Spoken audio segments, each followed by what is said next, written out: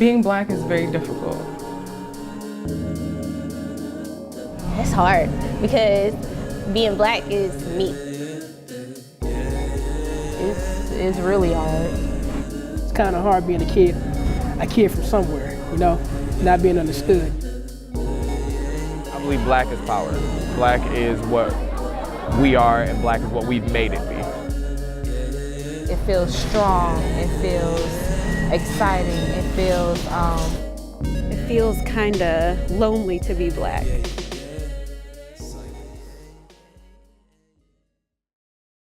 I think that there's a lot more pressure on us in this world than anyone else.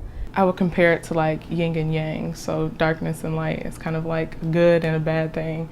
Like I have my good days where I'm just like, I love my skin because, you know, I'm intelligent, I'm smart, I have a community around me and all these other positive things that go with being black. But it's powerful. Black people are strong, black people are resilient. And to me, being black is just like living in your truth and being who you are and being unique, being an individual. And I guess in that sense, like, I'm living that black identity. And sometimes reality hits you when you see on television somebody is shot because they're black, or you experience racism or something of that nature, or you can't like, you can't build a relationship with somebody because all they see is your color. It's sort of like Dick Gregory said, being invisible, but at the same time, not so much being invisible if you're riding in your car at night. Being black, I guess I associate being black with having to survive through a lot of stuff and still making it, because that's what we do.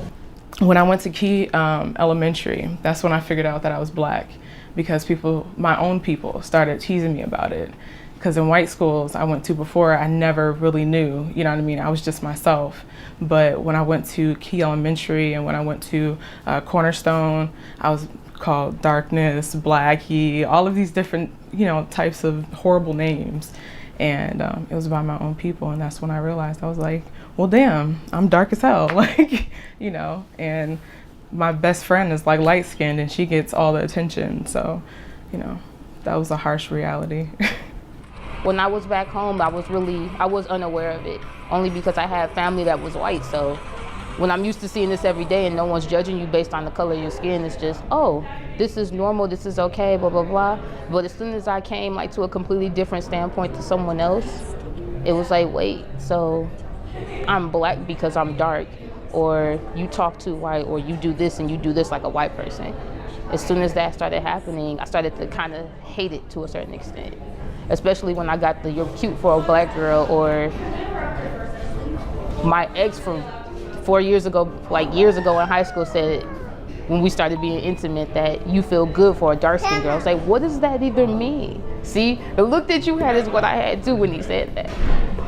So it was like right then and there, I guess, that I started to dislike the fact that I had a label placed on me that I didn't even ask for. Existing in America in the time and age that we are right now, that is probably the most difficult thing, because we walk around as if we have targets on our back. It's a combination of, I feel great for being black, but at the same time, every morning you don't know if that's going to be your last morning or not. We're starting to get that revolution, I'm black and I'm proud era back, which is really good, you know. It's amazing to see people embrace their blackness and their culture, because it's beautiful.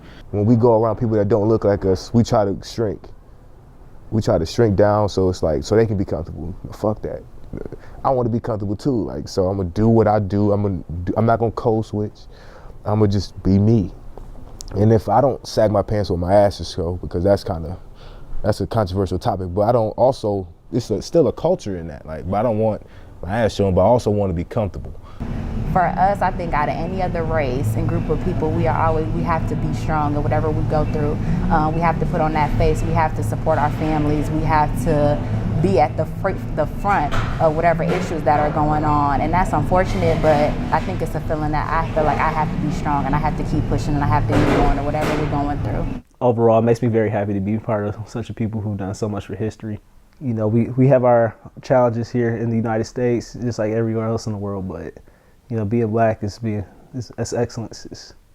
We're the first people here on this earth, so it's a special privilege and honor. I mean, there's always going to be negative connotations of us, but at the end of the day, we prevail. We overcome. It's what we instinctively do. It's not something that's been trained. It's not something that our parents are like, you have to make sure that you do better than this person.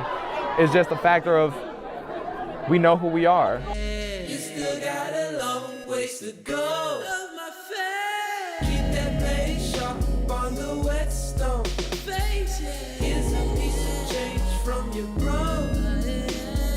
Give me on the flip side. Don't call it a